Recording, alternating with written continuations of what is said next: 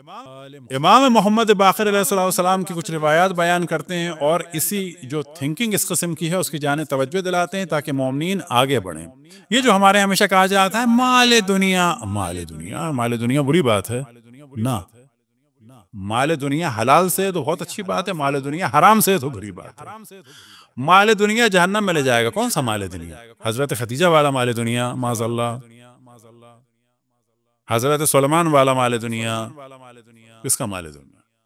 حرام کا مال دنیا۔ وہ مال دنیا حتی حلال کا ہو انسان متکبر ہو جائے، وہ مال دنیا کہ جو حلال کا ہو اس کے بعد انسان لوگوں پہ ظلم کرے، اور جو حرام کا ہے وہ تو قطعاً برا ہے۔ لیکن وہ مال دنیا کے جو حلال سے ہو، آپ بلینر بنے۔ یہ جو ہماری قوم کو بعض مولوی ملا بھی سست بنا رہے ہیں نا، آپ بلینر بنے۔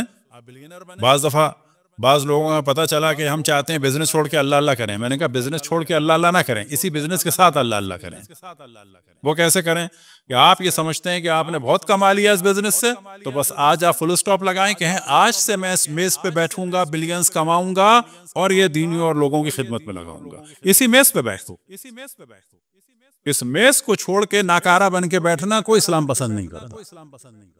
ہاں یہ کر لو نیت کہ آج سے جو کماؤں گا یتیموں کو، بیواؤں کو، غریبوں کو، مومنین کے لیے، مساجد کے لیے، امام بارگاہ کے لیے، اسکول کے لیے، یتیم خانوں کے لیے، مومنین کے کیس لڑنے کے لیے، پاکستان میں، انڈیا میں، افریقہ میں، ہزار جگہ دینی کام کے لیے لگاؤں گا، لیکن بیٹھوں گا ایسی میز کے۔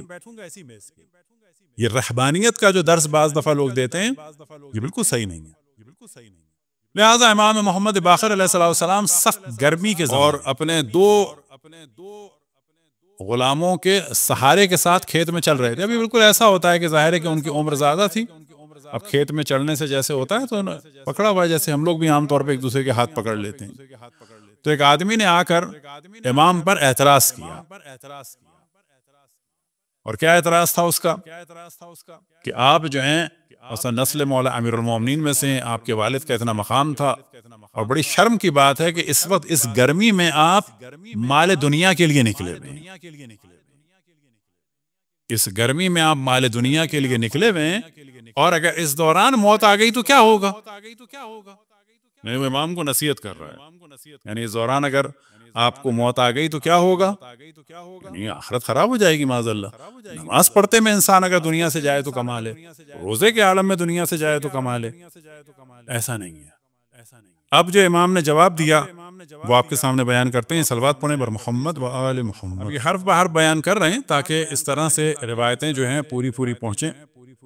تو اس نے کہا لو جاءک الموت وانت علی ھذا الحال، اگر موت آ گئی اس حال میں، یعنی آپ کھیتی باڑی، امام نے فرمایا لو جاءنی واللہ الموت، خدا کی قسم اگر اس دوران مجھے موت آ جائے، وانا فی ھذا الحال، اور میں اس حال میں ہوں، یعنی اس گرمی میں بجائے کسی کمرے کے اندر بیٹھ کر میں کوئی نماز پڑھ رہا ہوں، اس وقت میں کھیت میں ہوں، اگر اس عالم میں مجھے موت آ جائے، انا فی طاعت من طاعت اللہ تعالی، تو میں اللہ سبحانہ و تعالی کی اطاعتوں میں سے ایک اطاعت کر رہا ہوں گا،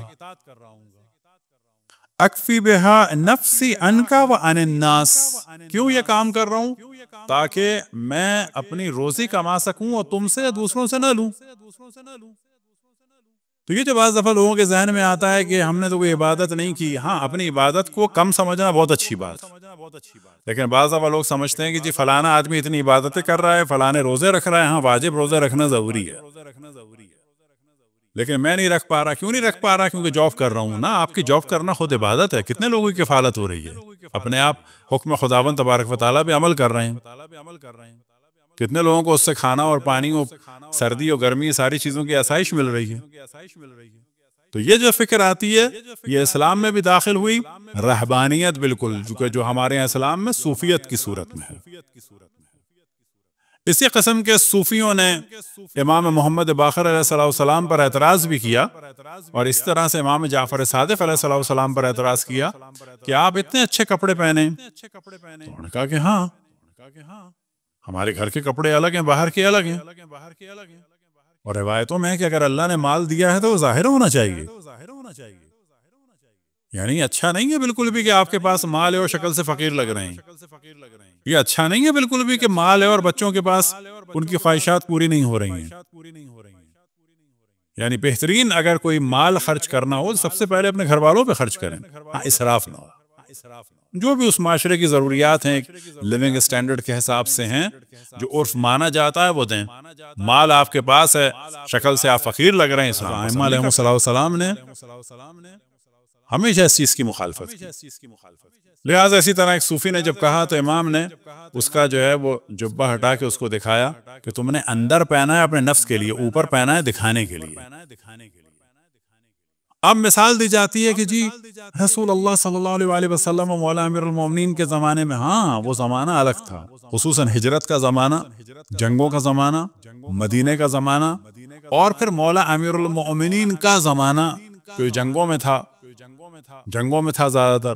اور پھر یہ کہ اس زمانے میں اقتصادی حالات خراب تھے, اہل بیت کے لیے مشکلات تھی, تو زمانہ ہر دفعہ بدلتا رہتا ہے. فرض کریں کہ اس وقت زمانہ چل رہا ہے کہ سیلاب آیا ہوا ہے. ہم میں سے کون ایسا ہے کہ سیلاب میں 1000 لوگ باہر بیٹھے ہوں اور ان کو دال چاول مل رہے ہوں اور ہم اس وقت ان کے سامنے پزا کھائیں؟ کوئی بھی نہیں کھائے گا. ممکن ہے کچھ لوگ ایسا کریں, لیکن انسان میں ذرا سا بھی ظرف ہوگا تو نہیں کرے گا. لیکن کیا یہ سیلاب والی صورتحال ہمیشہ ہماری رہے گی؟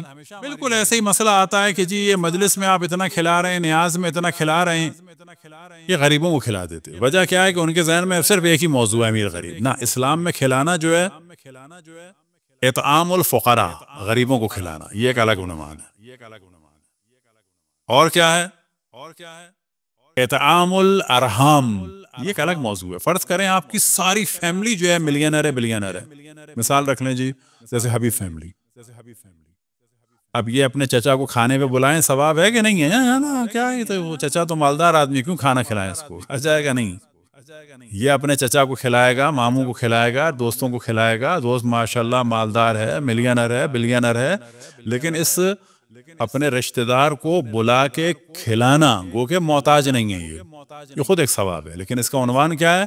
اطعام الارحام, اپنے رشتہ داروں کو کھلانا, یہ خود ثواب ہے. اور کیا آ جاتا ہے؟ اطعام المومنین, مومنین کو کھلانا. مومنین چاہے امیر ہوں چاہے غریب ہوں. ہاں, مذمت کب ہوگی؟ کہ جب آپ نے اطعام المومنین کے نام سے ایک دسترخوان رکھا ہو اور اس میں غریب کی ذلت ہو, یہ قابل مذمت ہو جائے گا کہ ائمہ علیہم السلام کے دسترخوان میں سے غریب کو انسلٹ کر کے اٹھایا جا رہا ہے یا غریب کو ذلیل کیا جا رہا ہے. یہ ایک ذلت والی بات ہے, یہ گناہ والی بات ہے. لیکن اطعام المومنین میں غریب امیر نہیں دیکھا جائے گا کوئی بھی. تو ہمارے اصل میں مزاج بن چکا ہے کہ جی غریبوں کو کھلائیں. ہاں غریبوں کو کھلائیں الگ موضوع ہے, رشتہ داروں کو کھلائیں الگ موضوع ہے. قربانی کا پورا گوشت جو ہے وہ غریبوں کو دے دیں, کس نے کہا ایسا؟ تو پہلی بات یہ ہے کہ قربانی میں بھی بڑا مسئلہ اٹھتا ہے. قربانی میں 3 حصے کرنا واجب نہیں ہے, بہتر ہے. ایک حصہ اپنے گھر والوں کا, ایک حصہ اپنے اعزاء کا, اڑوسی پڑوسی کا, رشتہ داروں کا, ایک حصہ غربا کا. یہ بات سمجھ میں آ رہی ہے کہ نہیں آ رہی؟ بالکل آ رہی ہے. فرض یہ کر لیں کہ آپ نے 3 اونٹ کیے ہیں, اب کیا کریں؟ 3 گائے کی ہیں آپ نے, اب کیا کریں؟ یعنی ایک گائے خود رکھیں, واجب ہے ایک گائے پوری کھانا. تو حصہ کرنا یا برابر حصہ کرنا واجب نہیں ہے. آپ پورا دے دیں یہ بھی صحیح ہے, لیکن رشتہ داروں کو بھی دینا ہے. اب رشتہ دار آپ کے جو ہیں سب مالدار ہیں تو ان کا گوشت نہیں بھیجنا ہے. اب یہاں پہ سوال کیا جائے کہ مثلا یہ 2 کلو گوشت, یہ ہمارا چچا بلینر آدمی ہے, 2 کلو گوشت کا محتاج ہے, یہ جائے گا محتاج نہیں ہے, لیکن خود چچا کا, تمہارے ماموں کا اور بہنوئی کا اور بہن کا اور بھانجے کا اور بھتیجے کا یہ حق ہے. لہٰذا آپ کے خیال میں جو بڑی بڑی بلینرز فیملیز ہیں یہ آپس میں 1-2 کلو گوشت نہیں بانٹتے کیا؟ کہا جائے گا یہ ارحام کا حق ادا کیا جا رہا ہے. بس سارے حق جو ہیں وہ غربا کے نہیں ہیں, غربا کو دیکھنا ہے بہت, لیکن یہ ہمارے عام طور پر بہانے بازی ہوتی ہے. جب اہل بیت کا ذکر ہو تو غربا یاد آ جائیں, جب کوئی اور کا بھی کام اہل بیت کے نام سے ہو تو غربا یاد آ جائیں. غربا قطعاً یاد آنے چاہیے. صلوات پڑھیں بر محمد و آل محمد. امام نے صوفی کا جو ہے وہ دامن ہٹایا اور کہا تم نے اپنے نفس کے لیے یہ پہنا ہے. ہم عام طور پر اپنے لیے یہ پہنتے ہیں, لیکن خداوند تبارک و تعالیٰ کی خوشنودی اس میں ہے کہ جب انسان باہر جائے تو اس کے حساب سے لباس ہو, جو بھی حلال طریقے سے سادہ اور اچھا لباس ہے.